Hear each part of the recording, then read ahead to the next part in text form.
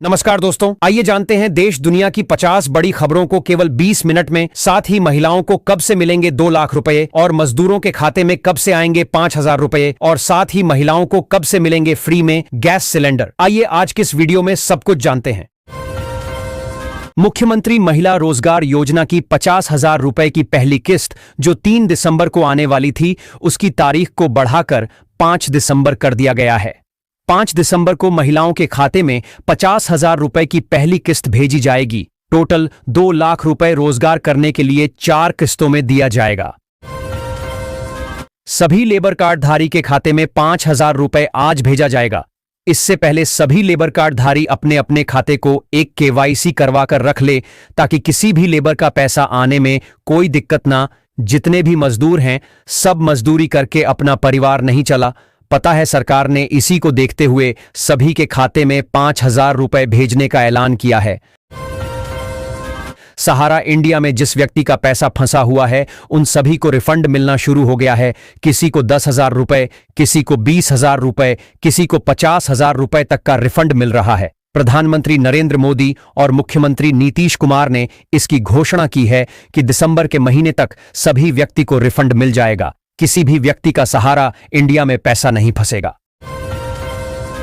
इस बार एनडीए की सरकार बनने के बाद सम्राट चौधरी को गृह मंत्री का पद दिया गया है। सम्राट चौधरी ने हर जिले में 2-2 बुलडोजर भेजा है अतिक्रमण के लिए।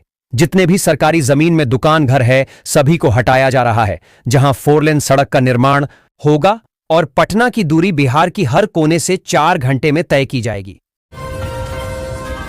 बिहार में 10 लाख जीविका दीदियों को मुख्यमंत्री महिला रोजगार योजना की राशि इसलिए नहीं मिल पाई क्योंकि उन्होंने अपने बैंक खाते की केवाईसी नहीं कराई है।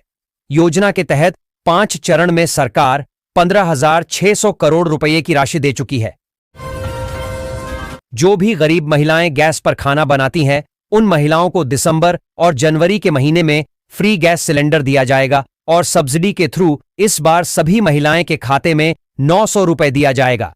इससे पहले सभी महिला अपने खाते को ही केवाईसी और आधार लिंक करवा कर रख ले, ताकि किसी का ही पैसा आने में कोई परेशानी ना हो।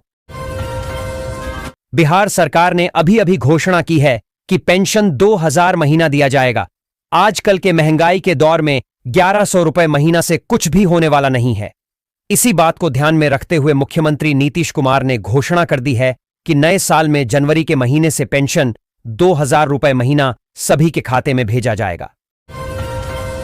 फ्री सिलाई मशीन योजना के तहत महिलाओं को 15,000 रुपए दिया जाता है, ताकि महिलाएं सिलाई मशीन खरीदकर कहीं भी दुकान करके अपना परिवार चला सकती हैं। आजकल के महंगाई के दौर में महिलाओं के हाथों में कुछ ना कुछ रोजगार होना बहुत ही जरूरी है। इसलिए नीतीश कुमार ने महिलाओं को सिलाई मशीन खरीदने के लिए 15,000 रुपए देता है। नीतीश कुमार ने चुनाव से पहले वादा किया था कि सभी व्यक्ति को 125 यूनिट मुफ्त बिजली देगा। सभी को 125 यूनिट मुफ्त बिजली दिया गया। अब चुनाव जीतने के बाद वादा किया है कि सभी को 200 यूनिट फ्री बिजली दिया जाएगा और जितने भी व्यक्ति का पुराना बिल बकाया है, सभी बिल को माफ किया जाएगा। राज्य सरकार की बंद चीनी मिलों को फिर से शुरू करने की घोषणा के बावजूद मधुबनी की लोहट चीनी मिल की स्थिति निराशाजनक है। 29 साल पहले बंद हुई इस मिल की सभी मशीनें बेची जा चुकी हैं। नई शुरुआत के लिए नई मशीनें लगानी होंगी और गन्ने की खेती को बढ़ावा देना होगा। मिल की स्थापना 1914 में हुई थी, लेकिन घाटे के कारण 1996 में इसे बंद कर दिया गया। आपकी बेटी हमारी बेटी इस योजना के तहत बेटी को 21,000 रुपए सालाना दिया जाता है और जन्म से लेकर उसकी पढ़ाई लिखाई हर खर्च सरकार उठाती है। और आपकी बेटी जब शादी के लायक हो जाएगी, तब 21 वर्ष की आयु में उस वक्त बिहार सरकार आपको 5 लाख रुपए तक की शादी में मदद करेगी। नीतीश कुमार ने एक घोषणा की है कि जो भी स्कूल पढ़ने वाला बच्चा 75% स्कूल में हाजिरी बनाएगा, उसको slate pencil rule cutter bag और इलेक्ट्रिक साइकिल आने जाने के लिए दिया जाएगा। जो दूर दराज के बच्चे हैं, उसे आने जाने में कोई परेशानी ना हो। नीतीश कुमार का कहना है कि बिहार की हर बच्चा शिक्षित हो। बिहार कांग्रेस के नेताओं ने राहुल गांधी और मल्लिकार्जुन खड़गे से मुलाकात की। इस बैठक में दिल्ली में होने वाली रैली पर चर्चा हुई। साथ ही बिहार में कांग्रेस की हार के कारणों पर भी विचार किया गया। सूत्रों के अनुसार पार्टी के भीतर राजद से अलग होकर चलने की मांग पर भी नेताओं ने अपनी बात रखी। बिहार विद्यालय परीक्षा समिति ने जेईई मेन और नीट यूजी की तैयारी के लिए मुफ्त कोचिंग में नामांकन की तिथि बढ़ा दी है। छात्र अब 10 दिसंबर तक ऑनलाइन आवेदन कर सकते हैं। आवेदन शुल्क 100 रुपये है। यह आवासीय कोचिंग जेईई मेन 2028 और नीट यूजी 2028 के लिए विशेषज्ञों द्वारा प्रदान की जाएगी और कोर्स 2 साल का होगा। पटना जिले में अतिक्रमण हटाने के दौरान बाधा डालने वालों पर प्राथमिकी दर्ज की जाएगी। जिलाधिकारी ने अतिक्रमण उन्मूलन अभियान का निरीक्षण करने और फॉलोअप टीम को सक्रिय रखने का निर्देश दिया है। शनिवार को चले अभियान में 66,900 रुपये का जुर्माना वसूला गया और कई क्षेत्रों से अतिक्रमण हटाया गया। जिलाधिकारी ने एंटी इंक्रोचमेंट ड्राइव नियमित रूप से चलाने की बात कही है। भारत में सोना हमेशा से निवेश और परंपरा दोनों का अहम हिस्सा रहा है। हर घर में यह सिर्फ एक गहना नहीं बल्कि एक सुरक्षित पूंजी का प्रतीक माना जाता है। शादियों और त्योहारों के मौसम में जब सोने की खरीद बढ़ती है तब इसके दाम भी चुपचाप ऊपर चढ़ने लगते हैं। आज भारत में सोने की कीमतों में फिर से बढ़ोतरी दर्ज की गई है, जिससे आम खरीदारों के बीच चर्चा तेज हो गई है कि आगे सोने का रुख कैसा रहेगा। आज 24 कैरेट सोने का दाम 12,751 रुपये प्रति ग्राम है, जबकि 22 कैरेट सोना 11,725 रुपये प्रति ग्राम मिल रहा है। पूर्व मध्य रेलवे ने उत्तर भारत में सर्दियों के कोहरे के कारण यात्रियों की सुरक्षा के लिए बड़ा फैसला लिया है। 1 दिसंबर 2025 से 28 फरवरी 2026 तक 24 जोड़ी लंबी दूरी की ट्रेनें रद्द रहेंगी। कुछ ट्रेनों की फ्रीक्वेंसी भी कम की जाएगी। यह निर्णय कोहरे के कारण लिया गया है। बिहार विद्यालय परीक्षा समिति ने इंटर और मैट्रिक वार्षिक परीक्षा 2027 का शेड्यूल जारी कर दिया है। इंटर के परीक्षा फॉर्म अगस्त-सितंबर 2026 में भरे जाएंगे, जबकि सेंटअप परीक्षा नवंबर में होगी। मैट्रिक के परीक्षा फॉर्म भी अगस्त-सितंबर में भरे जाएंगे और सेंटअप परीक्षा नवंबर में आयोजित की जाएगी। रजिस्ट्रेशन और एडमिट कार्ड से जुड़ी जानकारी भी दी गई है। हर इंसान यही चाहता है कि घर की रसोई कभी खाली न हो और जेब में भी थोड़ी राहत बनी रहे। महंगाई के इस दौर में जब खर्च लगातार बढ़ रहे हैं तो सरकार की एक छोटी मदद भी लोगों की जिंदगी बदल सकती है। दिसंबर से राशन कार्ड धारकों के लिए एक नई सौगात आई है, जिससे गरीब और मध्यम वर्गीय परिवारों के चेहरों पर मुस्कान लौटने वाली है। अब राशन कार्ड पर अनाज और जरूरी सामान के साथ साथ हर महीने 1,000 रुपये नकद भी दिया जाएगा। पटना समेत बिहार के 20 जिलों में अधिकतम तापमान में गिरावट दर्ज की गई है, जिससे ठंड बढ़ने लगी है। मौसम विज्ञान केंद्र के अनुसार अगले 4 दिनों तक सुबह के समय कोहरा छाया रहेगा। औरंगाबाद में सबसे कम न्यूनतम तापमान दर्ज किया गया।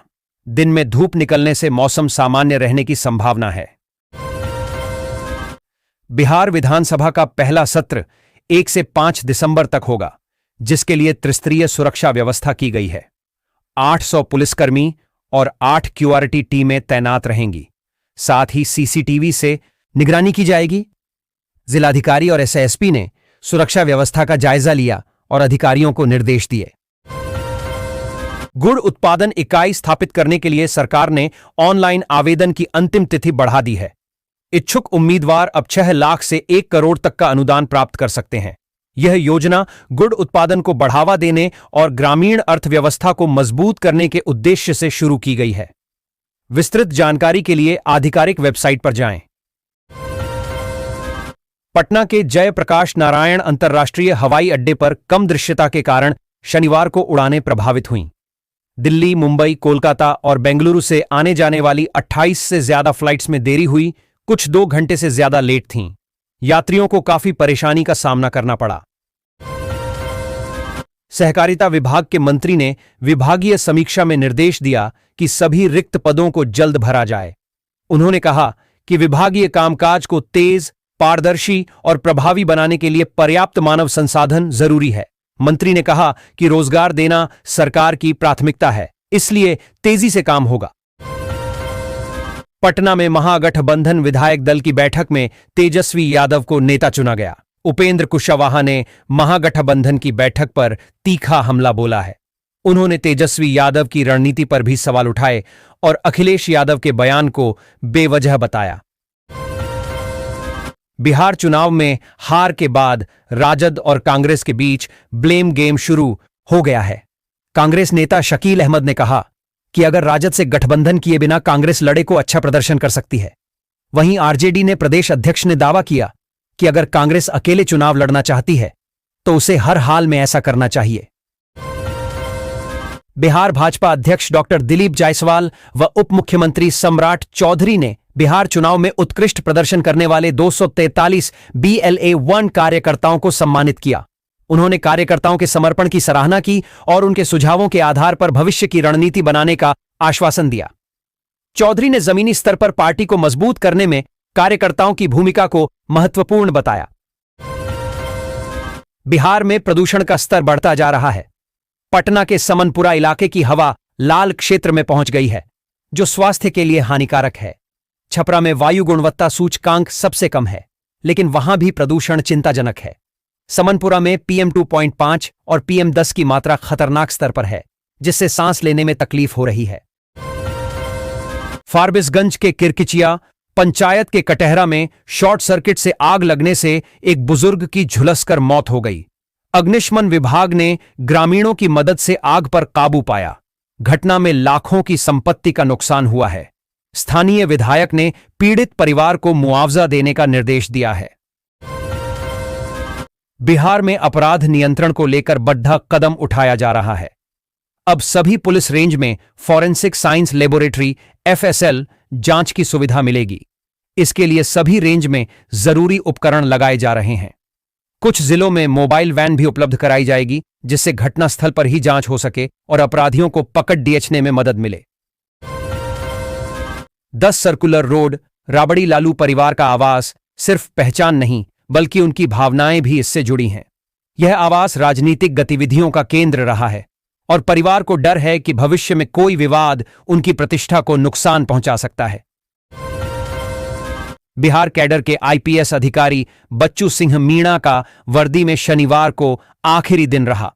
1996 बैच के IPS अधिकारी मीणा अपनी कर्तव्य निष्ठा के लिए जाने जाते हैं। उन्होंने सीवान में SP रहते हुए शहाबुद्दीन के अपराध साम्राज्य को चुनौती दी थी और कई अपराधियों को गिरफ्तार किया था। वे ADG के पद से सेवानिवृत्त हो रहे हैं। बिहार सरकार ने 19 IAS अधिकारियों को अपर सचिव के पद पर प्रोन्नति दी है। सामान्य प्रशासन विभाग ने प्रोन्नति पाने वाले अधिकारियों की सूची जारी की है। इस निर्णय से राज्य प्रशासन में गतिशीलता आने की उम्मीद है और शासन में सुधार होगा। पूर्वी चंपारण में NH 327E पर ट्रक और ट्रैक्टर की टक्कर में दोनों चालकों की मौके पर ही मौत हो गई। टक्कर इतनी जोरदार थी कि घटनास्थल पर चीख पुकार मच गई।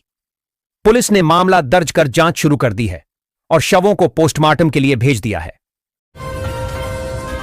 पटना नगर निगम ने दैनिक वेतनभोगी कर्मचारियों के लिए एक महत्वपूर्ण निर्णय लिया है। निगम ने दैनिक मजदूरी में 50% तक की वृद्धि की है, जो 1 दिसंबर 2025 से लागू होगी। इस फैसले से कर्मचारियों के जीवन स्तर में सुधार होने की संभावना है और उन्हें आर्थिक सुरक्षा मिलेगी। यह वृद्धि पटना नगर निगम के कर्मचारियों के लिए एक बड़ी खुशखबरी है। बिहार में 10 लाख जीविका दीदियों को मुख्यमंत्री महिला रोजगार योजना की राशि इसलिए नहीं मिल पाई क्योंकि उन्होंने अपने बैंक खाते की KYC नहीं कराई है। योजना के तहत 5 चरण में सरकार 15,600 करोड़ रुपए की राशि दे चुकी है। मुजफ्फरपुर के मनियारी में नून नदी और मीनापुर के पानापुर पिपराहा में जल्द ही नए पुलों का निर्माण होगा। ग्रामीण कार्य विभाग ने 1.50 करोड़ रुपए की लागत वाली इन परियोजनाओं को मंजूरी दे दी है। टेंडर प्रक्रिया शुरू हो गई है। पटना में महागठबंधन विधायक दल की बैठक में तेजस्वी यादव को नेता चुना गया। घटक दलों ने उनके नाम पर सहमति जताई। विधानमंडल सत्र में जनहित के मुद्दों पर आक्रामक रणनीति अपनाने पर चर्चा हुई। कांग्रेस ने रचनात्मक सहयोग का आश्वासन दिया। महागठबंधन अपराध और भ्रष्टाचार के खिलाफ मुखर रहेगा और जनहित के मुद्दों पर समझौता नहीं करेगा। खगड़िया के श्यामलाल चंद्रशेखर मेडिकल कॉलेज में ईडी ने 17 घंटे तक छापेमारी की। टीम ने कॉलेज के दस्तावेजों की जांच की और हार्ड डिस्क की कॉपी जब्त की। कॉलेज व्यवस्थापक से पूछताछ की गई। छापेमारी के दौरान MBBS नामांकन प्रक्रिया बाधित रही। हालांकि 100 में से 96 सीटों पर नामांकन हो चुका है। कॉलेज प्रबंधन के अनुसार कॉलेज एनएमसी के दिशा निर्देशों के तहत संचालित हो रहा है। बिहार पुलिस मुख्यालय के मुताबिक जमुई विधानसभा के बरहट थाना क्षेत्र स्थित चोरमारा ग्राम में कुल 1011 SC/ST मतदाता अपने मताधिकार का प्रयोग मूल स्थान पर करेंगे। चोरमारा जमुई, मुंगेर एवं लखीसराय जिले के नक्सलवाद गतिविधियों का प्रमुख केंद्र रहा है। इन 47 सीटों में यही स्थिति बन रही है कि हर चुनाव में नई पार्टी को जनता जीत की माला पहनाती है। इनमें सबसे अधिक 20 सीटों पर 2020 में भाजपा को जीत मिली थी। वहीं 8 पर जदयू, 5 पर राजद की जीत हुई थी। युवा लोजपा रामविलास के रिपु कुमार ने देसरी में मेडिकल कॉलेज और रेलवे ओवरब्रिज की मांग को लेकर चिराग पासवान को मांग पत्र दिया। मंत्री के निजी सचिव ने जिलाधिकारी वैशाली को कार्रवाई के निर्देश दिए। चिराग पासवान ने रेल मंत्री अश्विनी वैष्णव को पत्र लिखकर रेलवे ओवरब्रिज और ट्रेनों के ठहराव की मांग की है। पूर्णिया के मंझेली चौक पर जिला प्रशासन ने अतिक्रमण के खिलाफ बड़ी कार्रवाई करते हुए अवैध दुकानों और कब्जों को बुलडोजर से हटाया। सालों से जाम की समस्या से लोगों को राहत मिलेगी। एसडीएम पार्थ गुप्ता और अंचलाधिकारी संजीव कुमार सिंह के नेतृत्व में यह कार्रवाई की गई। अतिक्रमणकारियों को पहले ही नोटिस जारी किया गया था। सड़क परिवहन एवं राजमार्ग मंत्रालय ने अरवल में 650 करोड़ रुपए की लागत से 14 किलोमीटर लंबा बाईपास बनाने की मंजूरी दी है। राष्ट्रीय राजमार्ग 129 पर जाम की समस्या से निपटने के लिए यह बाईपास बनाया जाएगा। बाईपास बनने से दुकानदारों और आम लोगों को राहत मिलेगी, क्योंकि भारी वाहन शहर से बाहर से गुजरेंगे। दैनिक पारिश्रमिक पर रखे जाने वालों की सेवा मार्च 2026 तक ली जाएगी। इन्हें ई-वैलेट के साथ हर दिन 30 बड़े बकायेदारों के यहां जाना होगा। रोज 20,000 की वसूली करनी होगी। जिनका बकाया 25,000 से अधिक है और वे सक्षम होने पर भी एरियर नहीं दे रहे हैं, रोज ऐसे 10 उपभोक्ताओं की बिजली कटी जाएगी। बिहार सरकार ने एक बड़े फैसले में सचिवालय सेवा के 855 अधिकारियों को प्रोन्नति दी है। सामान्य प्रशासन विभाग ने अधिसूचना जारी कर दी है। बिहार सचिवालय सेवा के संघ ने मुख्यमंत्री नीतीश कुमार से मिलकर प्रोन्नति की मांग की थी। संघ ने सरकार के इस निर्णय के लिए आभार व्यक्त किया है। बिहार की उच्च शिक्षा में नई शिक्षा नीति को लागू करने में विफलता के कारण छात्रों को यूजीसी की सुविधाओं का लाभ नहीं मिल पा रहा है। इससे छात्रों को गुणवत्तापूर्ण शिक्षा और आवश्यक संसाधनों की कमी का सामना करना पड़ रहा है। बिहार के कई विश्वविद्यालयों के कुलपतियों ने नाम नहीं छापने की शर्त पर बताया कि यूजीसी की नई गाइडलाइन को लेकर अभी पूरी तैयारी नहीं हो पाई है। मुजफ्फरपुर के मनियारी थाना क्षेत्र में एक महिला ने दहेज की मांग पूरी करने के बाद भी शादी से इनकार करने पर लड़के और उसके परिवार के खिलाफ प्राथमिकी दर्ज कराई है। महिला का आरोप है कि सगाई में 1.50 लाख रुपए देने के बावजूद लड़के के पिता ने नकद और लड़के ने बाइक की मांग की। शादी के कार्ड बंट चुके थे और अब महिला ने नुकसान की भरपाई और कार्रवाई की मांग की है। पश्चिम चंपारण के योगापट्टी में एक युवती का वीडियो वायरल हो रहा है, जिसमें वह अपनी मर्जी से शादी करने की बात कह रही है। युवती ने अपने परिवार से अपील की है कि वह युवक को परेशान न करे, क्योंकि उसने अपनी इच्छा से शादी की है। पुलिस ने युवती की दादी की शिकायत पर मामला दर्ज कर जांच शुरू कर दी है। युवती ने वीडियो में खुद को सुरक्षित बताया है। आरा के नजदीक बेंगलुरु स्पेशल एक्सप्रेस कपलिंग टूटने से 2 भागों में बंट गई। इस घटना से यात्रियों में अफरा तफरी मच गई, लेकिन कोई घायल नहीं हुआ। रेलवे अधिकारियों ने तुरंत कार्रवाई करते हुए कपलिंग को ठीक किया और ट्रेन को आगे रवाना किया। घटना की जांच के आदेश दिए गए हैं।